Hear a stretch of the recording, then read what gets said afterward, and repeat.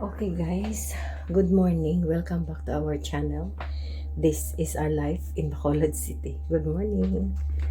So I'm just going to return my plate. So this is the plate guys that I brought with me from Australia. These ones, and that's the design and that's the name. I brought it here in Balikbayan box because because this was with us for a long time in Australia. And 2, 4, 6, 8, 10, 12. This meant to be 14, I think. 14 or 16, but there is a story behind it how I lost the other 3 because I couldn't take it with us. We were over luggage. 2, 4, 6, 8, 10, 12, 4 years, 18 gani eh. 18 or 20 na siya guys. I got so many, but I lost some. So let's check the fridge. Uy, 15 degrees kaya. Huwag na sa'yo ho.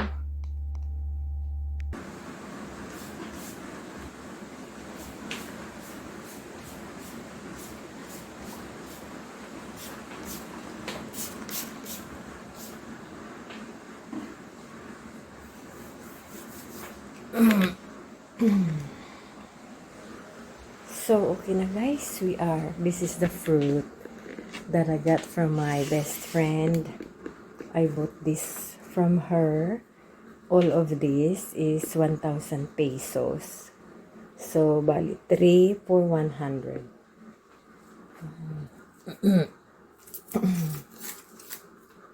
May extra isa. Always she give me always extra one for bonus. She always give me extra one. And I have the grapes. So this is 1,000 pesos. And this is the chicken that lays this egg. Joke. So this is our container for our eggs because in Australia I have one of these, but I cannot take this with me. I couldn't take it with me because it was like a breakable one, so I gave it to my friend. Now I ordered one from Shopee and it's plastic, so I'm gonna buy one for the farm so they also have one there. Okay, so guys, it's raining at the moment. It had a really strong rain, so today this door I closed for a while. This door, this one here, that's why it has a decoration at the back. So we don't use this door because we use the other door for the reason that we got 2 doors. So I thought shut the other one so people don't confuse. So I put the plants outside there. At the moment it's raining hard guys. I opened this door to get a little bit of fresh air and also remove things because we move around things. So here, bubu put all my cosmetics here. I always have a cosmetics on my cabinet on the way out of the house because I always forget to put a lipstick on. So I got my lipstick here and my perfume on the way out. So everything is upstairs and I don't want to go upstairs. So you can hear the rain guys. Yeah, it's raining. Good morning. It's raining. So we got some stuff there to display a bit later on. And I don't know how we're gonna do with going to the farm today. But anyway, they'll just deliver the stuff there. Just the stock. So I don't know if they can go in up the hill. We'll see. They'll probably deliver it just on the side of the road. They'll have to pick it up. Okay, so that is the go. And yeah, so good morning everyone.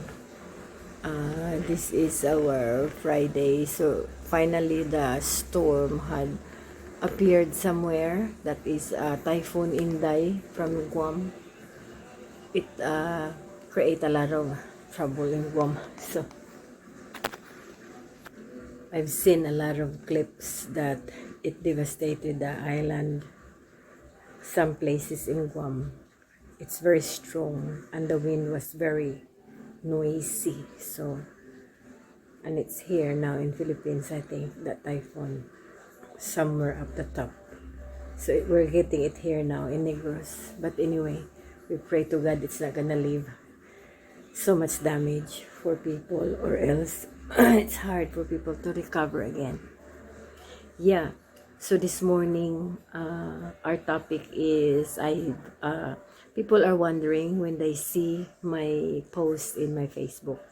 It's like I'm telling you my true experience. I have experienced it, but that doesn't mean if you are in my Facebook, it's you. So I don't know how you guys think that it's you if you don't even owe me any money. So it's quite crazy actually. When she asked me, I was thinking to myself, wow, people get affected because maybe I got no idea why they got affected of the post that they don't even owe me any money. So I don't know. For people that owe me money, actually most of them they're not in my Facebook because they're either blocked or they either not welcome in my Facebook because they're just so annoying. But some in my Facebook, obviously, you cannot stop that because they do owe you money, but they do are willing to pay, but they just don't pay. So anyway, that's a different story. But that doesn't mean that when you see me in the street, you will borrow money from me. Because I'm telling you from long time ago na, I stopped. I stopped giving money away to people like that. And I'd love to stop 100% because I don't have money to give anymore. It's just my allowance for that sort of things that just went up the roof and there's no more. I cannot sustain it anymore. And unfortunately, I cannot, you know. And so be it. If you don't want me to be your friend because I cannot lend you the money, so be it. I don't care. You know, I'm in my life now that I work so hard to be here, and I have saved for myself and for my family's future. Those people who just wanted to grab, not it's not my worry anymore. And I stand my ground because it's so many people already did the wrong thing to me, and don't include yourself in that one. Please don't, you know. So that is my take about it, guys. And this is also the lesson I'm trying to express in my YouTube channel with the Filipina or anybody that I know. They know I'm coming here in the Philippines. They know I'm gonna experience this, and they are waiting for my response to them. How do I survive? We do talk about these things, my friends in YouTube, my friends in my work circle. How do I survive when I come here? I do have friends. I don't live on my own. I do have friends around the world through my YouTube channel, and they ask me how could I survive with a situation like that, because they wanted to know how could I live here in the Philippines. If you ever gonna experience things like this, what people are saying, you will experience it and you will get ready, because I have never expect this to be my experience. I was thinking all my friends are good, all the people that I know are good, because I'm a good person, because I don't even know them before, because I thought they will be shy to do something like that to me. But I was wrong 1,000,000%. They're not shy. They will take anything from you. So me and my husband decided to come here, not for everybody to take what they can from us. We will protect what we have, because when the time comes that we don't have, we don't have. So it's not so good. Yeah. So, nagpuli kami din ni Muri sa Bacolod, expecting something different. I am actually expecting a different thing from different people. And when I imagine these people, I would have think, na hindi sila ganyan, yun, hindi nila gagawin sa akin ito, but those people actually, yun pa ang gumawa ng masama sa akin. Yung ini-expect ko na being good sila. Okay lang, pag ayaw nyo sa akin, ayaw ko rin sa inyo. Ganyan lang ang buhay. Hindi naman ako gumawa ng masama sa inyo. Sa pera lang, tapos that's how you gonna treat me. Oo. Tapos sa tawag lang kayo pag kailangan nyo ng pera. Tapos lahat na problema ng pamilya nyo, dadalhin nyo sa akin. Tapos lahat na bilihin, ituro nyo. Hindi naman na nami. But anyway, that's life. Na baton ko na not necessarily kayo na nakikinig sa video ko. Makita nyo ako sa dalan, hindi nyo ko pagsilingon nga ako to, nga ikaw na. You ask yourself nga ikaw to, kung amo nang ginhimo mo sa akon, ti ikaw gidna. Nablan daw ginaga nga question, hindi ka magamuna, kayo daw kagagagaga sa imo, pamati ka na lang maghipos. Kaya express ako yasang akon nga iniya mga experience ko na dire. May mga miga ko nga gusto di magpuli sa Pilipinas. Hindi sila yung magpuli, kaya kabalo silang amhon sila sinis. Hindi sila Ilonggo, hindi sila may Ilonggo, tanan-tanan nga klase. May mga miga man ko sagwa, damo kami nga naga-inistorya. Hindi lang kay gapungko ko, di sablay ko na lang gid isa. Come on, So, gina-experience ko na kay gina-share ko sa akon nga YouTube channel kung tuod gid na siya. Tuod gid man nga may mga tawo gali nga amo sina. Sang gagmay kamulain ang inyong mga batasan kit hindi pa kamo nakatuon sang panunto. Paglagko nyo natun-an sang iban panunto. Ang iban maayo, ang iban panunto gidya. Pang 1 to 3 ang ilan natun-an. Halos daw wala na sila kuan sa ila kaugalingon kung ano na lang ila mahikapan. Kalaway na iya. Di na yan muna. Why ko yung circle sa Australia sang amo ni nga tawo. Sa Australia tudtud wala may gahulam sa akon bisan 5. Tudtud ginaya. Direya pagsulod ko pa lang sa balay. Ay ambot na lang. Ang telepono mo gali na gating excited ka. O kumusta na sila? Manghulam sila tanan kwarta. Nagkalaano ka mo? Wala untat. Abiyas ang isa ma-message ko sa mahulam ko kwarta. Oy, hindi na ikaw isa 50 ka mo ga-message. Puro ka mo fail kaya wala mo ko hatag sa Ginoo ko. Pragaba. Lablang kayuhon kung nagadil ka sa tawo, hindi mo man gani nakita ang tawo, hindi mo man gani gina-socialize ang tawo, manghulam kaya. Tapos nano kaya, na hindi naman na buot silingon nga makita ita ikaw naman na lauya. Yoya man da. So, gina-express ko lang ang akon kaugaling kay natabo ni sa akon.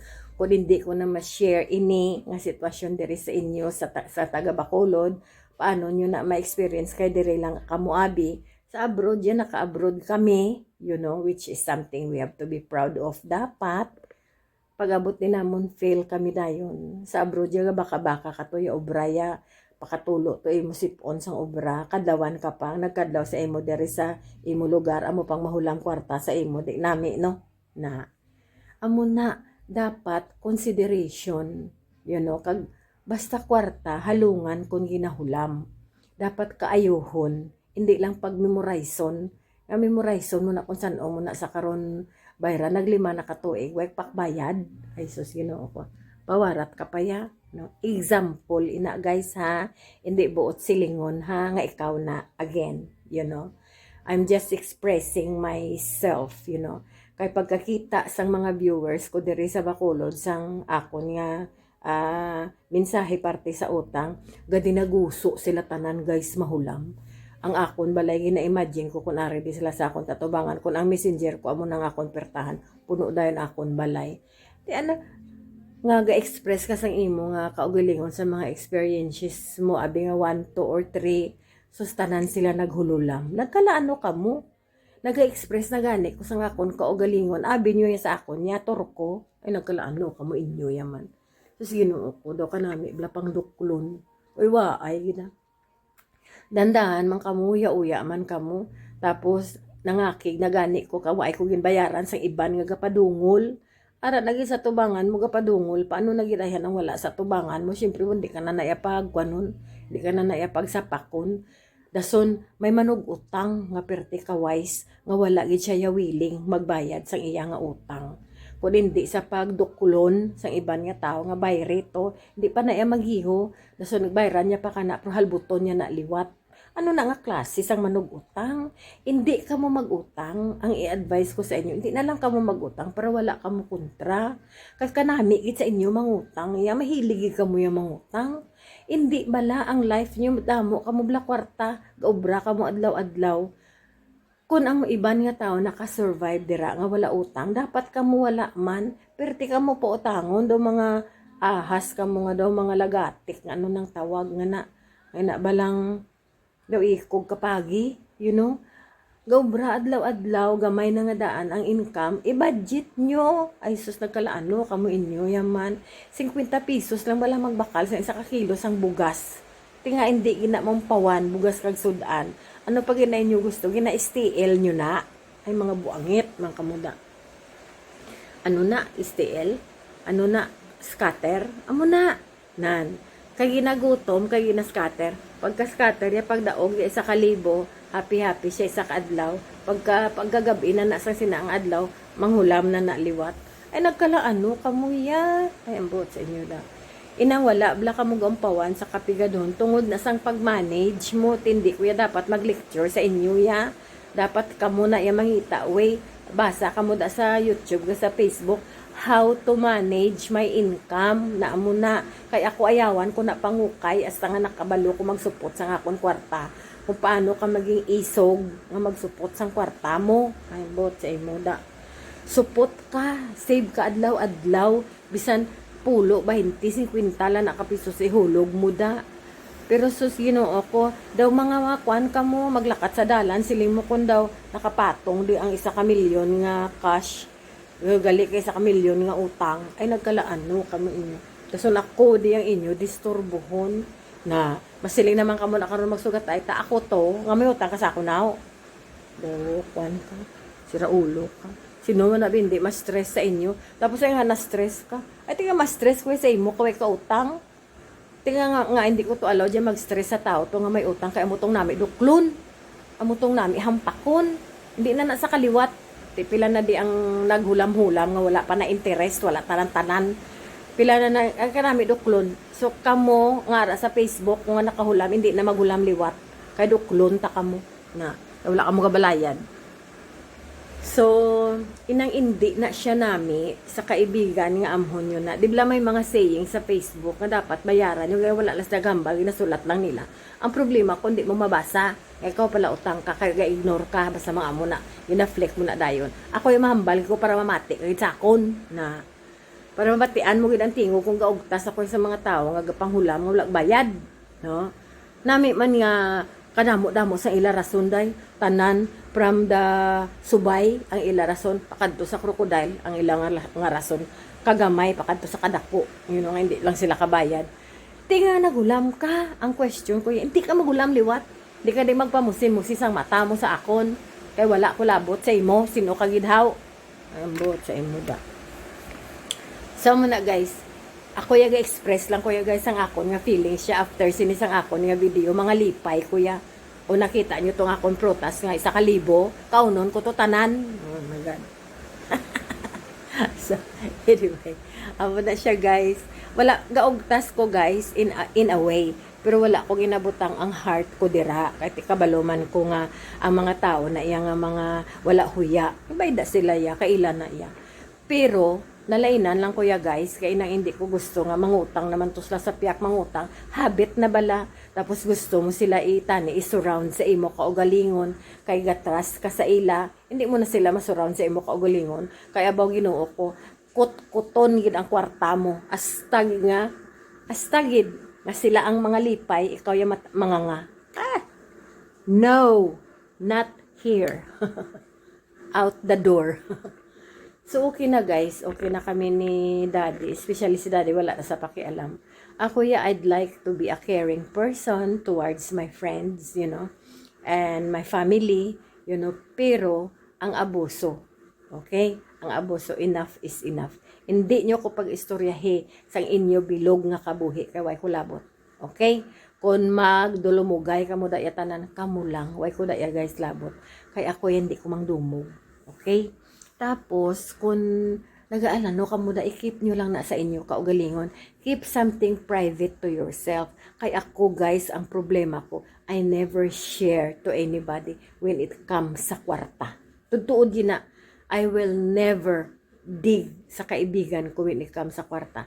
Sa Australia, amo na kami dito tanan. Ang ginaistoryahan namon ang amon credit card kag ang amon nga bank manager. Potanga ko daanay, may nagbayad ka, okay. Kamo lang na potangon niya ka na. Diri guys, wala sang amuhay na friend, family or turko or what ay na to, you know. Kadto ka sa institusyon nga mahulam ka, kag bayran mo sa insakto kay gaobra ka. Wala ka problema, galakat ka sa dalan, tawhay ka. Diri mahilig magamamo na Advice ko sa inyo, hindi ka mo magpaanad amo sina. Pag advice ko gid halin sang gamay ako, amo gini ang akon role. Basta kaibigan ko, wala ko ginahulaman kwarta. Kay ang akon ginayang rason, I don't put money between friends. Okay? So kung ginatratar nyo ko nga kaibigan ako, hindi niyo ko paghulaman kwarta. Dason ginahulaman niyo ko, why niyo ko ginabayran. But silingon, hindi niyo ko kaibigan. Okay? Muna. Way ka mo gabalayad. So meaning, ang pananaw nyo sa akon, trapo. Kaya why niyo ko bayaran. O, gets nyo? Na. Okay, that's how I feel. Okay? So, hindi na ako magliwat. Kaya hindi ko gusto nga ang tanan nga tao pananaw sa akon trapo. Kaya hindi ko kaya trapo. Kamuy ang trapo. Trapo ko sa guyan yung mga utang nyo. Okay? But anyway, wala na ialabot ang nagalantaw sini. Kundi gina-share ko lang na sa inyo para mabalaan nyo, especially ang mga friends ko sa abroad. Mabalaan nila nga ay nag-exist. Kaya naagyan na ni Cinderella na. O, ginimo nyo kundi pa mato. Nagyan ko gid guys. Guys, sa daanan ko talaga. So, ma-share ko sa inyo reality. So, pag nasa balik na kami sa Australia, ni Daddy dito na kami nag-star, I will continue sharing how I feel. I will tell the truth. Ay para nga makaprepare ang mga tao nga gapululi di nga makaintindigid. May isa ko kami nga nag-warning sa akon pagpuli diri nga halong kagid. Kami naghulam sa iya dako-dako nga kwarta. Never nga nagbayaran protupad las labalay. So, ang akon yung mga neighbors, pasalamat ko guys, wala gidyaga hulam, bisan 5, wala gidyaga meter.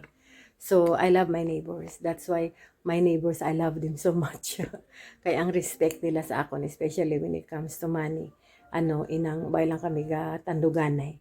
They just do their own thing, save lang sila ya, back achieve sila ya, amo na, why sila ya pakialam. So, it's very good. Ang nagahulam niya guys madayo pa na diya guys ya. Madayo lang na di ka mag-amo na dayon. Pahulam ako na amo na dayon. So, amo na nga grabe sila magngirit. Totoo na ang saying. Ngin post ni Sis Jo sa Mandalagan na siya bala mo. Ngin post siya nga grabe pakadlawon gali kay mangutang. Totoo na ang mga saying sa Facebook. Kag na-send nila nga parte sa utang nga gusto ko gid na siya i-share. Tungod amo ng reality. Totoo na may mga tawo gid nga amo sila. So, that is our sharing for today. Kung gusto niyo mamati, ari tatanan sa YouTube. I will upload this in my YouTube channel. So guys, that is one of my experiences here living in the Philippines. I'm trying to remove all those people around me because I don't need them and I'm happy without them, and change those people with better attitude. Unfortunately, the people with better attitude is only few because they are so busy working. Ang mga laway batasan damo sila kay ang ila opisyo pangita kung sinong ila biktimahon, o di ba? So that's what happened. But anyway, we can't do much about it. Let's just continue living, be happy in the morning, and be blessed every day. Pray for another day and for more knowledge, more courage, and more strength to survive every day. Good health and all for everybody like that. So stay tuned to our more life experiences here in the Philippines, and also I will share more what I can. But so far, that's all my bad experiences here in the Philippines, guys. This my worst experience. Pera talaga. Pera talaga ang pinaka, sometimes you regret, na may pera ka. Para na hindi mo na lang dapat na-meet yung mga tao na hindi mo dapat na-meet. Kasi na-meet mo sila because of your money, Kaya, pag wala kang pera, good kasi ayaw nila sa'yo. So, ngayon, i-declare ko na dito sa YouTube channel ko, wala kayong makukuha sa akin kasi wala akong pera. So, thank you. Kalimutan nyo na ako, guys, kasi hindi ko kayo kilala. Whatever you are, whoever you are, don't even dare, okay? Kahit joke lang, no. Hindi ako nagtatanggap kahit joke. Kasi that's iba, nag-umpisa sila sa joke. Pero sabihin sa'yo, totoo yan, wala akong pera, pahiram. O, di ba? So, why? Why you don't have money? Ganito. May balayran ko sa ospital, tawag pila ka libo. Nga may balayran, kaya nagpa-hospital na iban nga tao, 0-0, nano kaya? Buang ka. So, ang the situation, they take advantage of the situation sa Pilipinas na hindi naman dapat iganon. Ginanon nila para na makatirada sila sa'yo. So, I don't know. It's not good. But anyway, this is my true experience in the Philippines, and I wanted to share it to my friends and my viewers around the world. It is really true. You really have to be careful when it comes to money. It's hard, but you have to try harder if you want to live here happily. Sometimes it's hard. Sometimes it's very, very hard because your very own circle of friends are your very own problem. So, wag na. Okay? So, yan guys. Thank you for always supporting our channel. And this is my honest opinion and only my experience. Guys, ha? Hindi naman siguro lahat tayo nakadanas nito. Hopefully not all. So, I shall see you guys in our next vlog. Thank you for watching. Hope you subscribe already to our channel. And we'll see you in the next one. Stay sexy, everybody. Good morning and bye. So, okay guys, I'm heading to Save Mart. And it's been raining. So, neighbor is already waiting. So, we're just gonna close this vlog today. And we shall see you guys in our next vlog. Morning. Morning. Lazy but he's watching TV, guys. We'll see you, Daddy. Bye. I need See a you again. shave. He needs a shave. He's watching TV. He's watching YouTube. Alright, guys. We'll see you in our next vlog. Hope you enjoy our video. We'll see you in our next one. And babu, everybody. Stay sexy. Bye, guys.